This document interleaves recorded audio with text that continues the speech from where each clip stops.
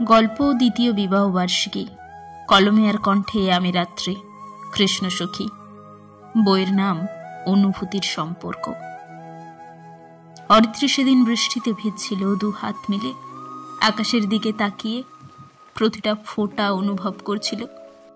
পরনে ছিল লাল রঙের সুতির একটা শাড়ি, হাতে শাখা পলা, মাথায় সিঁদুর, যা বৃষ্টির ফোঁটার সঙ্গে কপাল থেকে চুইয়ে চুইয়ে পড়ছিল।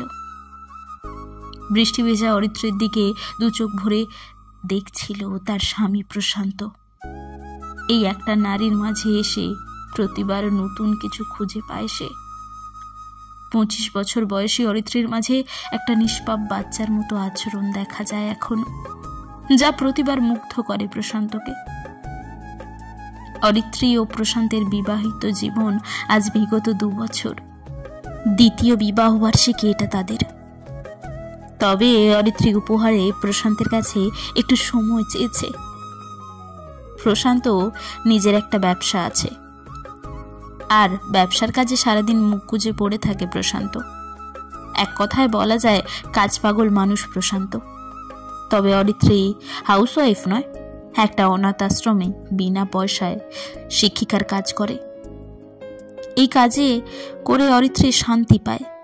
বাচ্চাদের সঙ্গে সময় কাটাতে ভালো লাগে অরিত্রীর। সারাদিন 6 ঘন্টা বাইরে কাটিয়েও বাড়িতে এসে তার কেমন একা একা লাগে। অবসন্ন সময়ে গুনগুনিয়ে গান গায় অরিত্রী। সংসারের কোনো কাজই করতে হয় না অরিত্রীকে। প্রশান্তের কড়া হুকুম, তার বউ রানীর মতো থাকবে। তাই প্রশান্তর বাড়িতে কাজের লোক রেখেছে। অরিত্রী তাতে প্রচুর অমত পোষণ করেছিল, কিন্তু তার কথায় কোনো রিয়াকশনই দেয়নি প্রশান্ত। সে তো তার কথায় অটুট, তাই অগত্যা মেনে নিতে হয়েছে অরিত্রীকে। রাত 12টায় উঠে প্রশান্ত ও অরিত্রীকে বিবাহ বার্ষিকীর শুভেচ্ছা দিয়েছিল। জিজ্ঞেস করেছিল কি চাই তার দ্বিতীয় বিবাহ বার্ষিকীতে। অরিত্রী সহজভাবে উত্তর দিয়েছিল, কালকে সারা দিনটা চাই তার। প্রশান্তের সঙ্গে সময় কাটাবে সে। বউয়ের আবদার রাখার জন্য সকাল সকাল ফোন করে অফিসে বলে দিয়েছে আজকে যেন অফিসের কোনো কাজের জন্য তাকে ফোন না করা হয়। প্রশান্ত এটাও বলে দিল আজ সে অফিসে যাবে না। এত সহজে রাজি হওয়ার কিছু কারণ আছে। কারণটা হলো প্রথম বিবাহ বার্ষিকীতে অরিত্রী কোনো কিছুই দেয়নি প্রশান্ত। প্রথম বছর প্রশান্ত অফিসের কাজে এতটাই ব্যস্ত ছিল, তার মনেই ছিল না বিবাহ বার্ষিকীর কথা। তাই দ্বিতীয় বিবাহ বার্ষিকীতে সে অরিত্রীকে তার চাওয়া গিফটটা দিতে চায়। বড্ড ভালোবাসে যে প্রশান্ত অরিত্রীকে। দ্বিতীয় বিবাহ বার্ষিকীর দিনটা শুরু হলো প্রশান্তের হাতে বানানো চা দিয়ে। চা খাওয়া শেষ করে দুজনে একসাথে ব্রেকফাস্ট বানায়। কাজের লোককে সকালেই বলে দিয়েছিল প্রশান্ত যে আজকে তার ছুটি, তাই বিরক্ত করার মতো কেউ নেই। বাড়িতে আজ শুধু অরিত্রী আর প্রশান্ত আছে। ব্রেকফাস্ট করার পর রুমে গিয়ে দেখল অরিত্রী আকাশ মেঘলা করেছে, মনে হচ্ছে খুব জোরে বৃষ্টি হবে। তাই বারান্দায় গিয়ে কিছুক্ষণ আকাশের দিকে তাকিয়ে থাকলো অরিত্রী, আর মন দিয়ে কি যেন ভাবতে লাগলো। তার কিছুক্ষণের মধ্যেই প্রশান্ত এঁটো প্লেট ধুয়ে রুমে এলো। অরিত্রীকে রুমে দেখতে না পেয়ে বারান্দায় পা বাড়ালো। বারান্দায় এসে দেখে অরিত্রী আকাশের দিকে তাকিয়ে খুব মন দিয়ে কি যেন ভাবছে।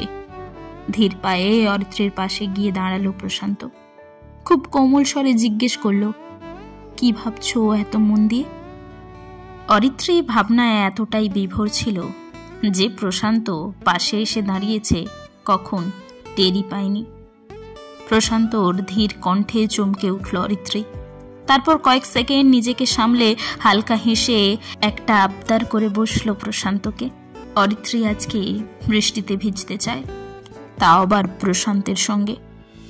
প্রশান্ত কয়েকবার না বললেও কিন্তু অরিত্রীর কথার জালে ফেসে নাকে হ্যাঁ পরিবর্তন করে ফেলল 10 মিনিটের মধ্যে। কয়েক সেকেন্ডের মধ্যেই অঝোর ধারায় বৃষ্টি পড়তে শুরু করলো আকাশ থেকে। অরিত্রী প্রশান্তের হাত ধরে প্রশান্তকে ছাদে নিয়ে গেল। কয়েক মিনিটের মধ্যেই বৃষ্টির ফোঁটা অরিত্রী আর প্রশান্তকে ভিজিয়ে দিল। অরিত্রী ব্যস্ত হয়ে গেল বৃষ্টির ফোঁটার সঙ্গে খেলা করতে। দুহাত মিলে মনের আনন্দে ভিজতে লাগলো অরিত্রী। অন্যদিকে প্রশান্ত বাচ্চামি করা অরিত্রীর দিকে মুগ্ধ চোখে তাকিয়ে রইল। প্রতিবার এই মেয়ের মধ্যে সে নতুন কিছু খুঁজে পায়, যা তাকে প্রতিবার মুগ্ধ করে, আর অরিত্রীকে আরো বেশি ভালোবাসতে বাধ্য হয় প্রশান্ত। টানা 1 ঘন্টা পর প্রশান্ত অরিত্রীকে নিয়ে নিচে নেমে এলো।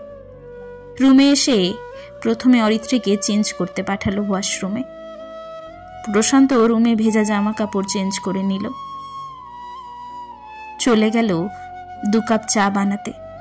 অরিত্রী এতক্ষণ চেঞ্জ করে বেরিয়ে চলে এসেছে। তারপর 2 মিনিট পরেই 2 কাপ চা হাতে রুমে ঢুকলো প্রশান্ত। চা খেতে খেতে জিজ্ঞেস করলো, আজ বাইরে থেকে খাবার অর্ডার করে দিই? অরিত্রী হালকা হেসে বলল, সেটা মোটেও হচ্ছে না, দুজনে মিলে একসাথে বিরিয়ানি বানাবো। অরিত্রীর কথার ধরনে শুনে হেসে দিল প্রশান্ত। তারপর দুজনেই চলে গেল রান্নাঘরে বিরিয়ানি রান্না করতে। অরিত্রী বলে দিচ্ছে আর সেটা হাতে হাতে এগিয়ে দিচ্ছে প্রশান্ত। বিরিয়ানি রান্না শেষ করে দুজনেই হাত মুখ ধুয়ে এসে খেতে বসলো। প্রশান্ত অরিত্রীকে নিজের হাতে খাইয়ে দিল, অরিত্রীও প্রশান্তকে নিজের হাতে খাইয়ে দিল। খাওয়া দাওয়া শেষ করে দুজনে একসাথে রুমে এসে ল্যাপটপে একটা মুভি চালিয়ে দেখতে দেখতে কখন ঘুমিয়ে গেল বুঝতেই পারল না। ঘুম থেকে উঠতে প্রায় বিকেল 5টা বেজে গেল। অরিত্রী বাইরে তাকিয়ে দেখলো বৃষ্টি হচ্ছে না। অরিত্রী প্রশান্তকে বলল বাইরে গিয়ে ফুচকা খেতে ইচ্ছে করছে তার। প্রশান্ত না করলো না অরিত্রীকে। রেডি হতে বলে নিজেও গাড়ি বের করতে চলে গেল। কিছুক্ষণের মধ্যেই গাড়ির কাছে এসে গাড়িতে এসে বসলো অরিত্রী। প্রশান্ত নিজেই অরিত্রীর সিট বেল্টটা এঁটে দিল। গাড়ি স্টার্ট দিয়ে গাড়ি চালাতে শুরু করলো। সামনের একটা মার্কেটে গিয়ে থামলো প্রশান্ত। গাড়ি থেকে নেমে ফুচকাওয়ালার কাছে গিয়ে অরিত্রীকে ফুচকা কিনে দিল। অরিত্রী ফুচকা খাওয়া আর প্রশান্তকে খেতে বলছিল, কিন্তু প্রশান্ত একটা ফুচকাও খায়নি। তার এরকম অস্বাস্থ্যকর খাওয়ার একদম পছন্দ নয়, তাই খায়নি। ফুচকা খাওয়া শেষ করে ফুচকাওয়ালার টাকা পরিশোধ করে একটু হেঁটে একটা শাড়ির দোকানে গিয়ে থামলো। বেশ কয়েকটা শাড়ি নিজে পছন্দ করে কিনে দিল অরিত্রীকে, আর কিছু কসমেটিকও কিনে দিল। প্রয়োজনীয় আরও বেশ কিছু জিনিস নিজেই পছন্দ করে কিনে দিল। কিছুক্ষণের মধ্যেই কেনাকাটা শেষ করে দুজনে এখানকার একটা রেস্টুরেন্টে খাওয়া দাওয়া শেষ করে বাড়ি ফিরল রাত 10টার দিকে। ফ্রেশ হয়ে শুতে গিয়ে অরিত্রী প্রশান্তের বুকে মাথা রাখল। প্রশান্তকে ধন্যবাদ জানালো অরিত্রী। দ্বিতীয় বিবাহ বার্ষিকীর দিনটাকে সে কোনোদিনও ভুলবে না, এটাও বলল। আজকে সারা দিনটা প্রশান্তের তার সঙ্গে থাকাটাই তার জীবনের সব থেকে বড় গিফট। উপহারে শাড়ি গয়না পেলে সেটা কোনো না কোনো দিন ছিঁড়ে যেত বা হারিয়ে যেত, কিন্তু উপহারে যদি কিছু সুন্দর সময় পাওয়া যায় তার স্মৃতি কখনো ভোলা যায় না। ভালো সময়ের চেয়ে বড় উপহার আর কিছুই নেই। কাউকে উপহারে কিছু দিতে চাইলে কিছু সুন্দর সময় আর স্মৃতি উপহারে দিন, যাতে সে আপনাকে ভুলতে না পারে। কারণ মানুষ শোপিস শাড়ি গয়না হারালেও স্মৃতি হারায় না।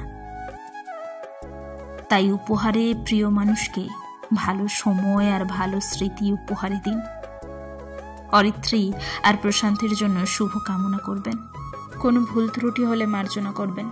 পুরো গল্পের পাশে থাকার জন্য অসংখ্য ধন্যবাদ।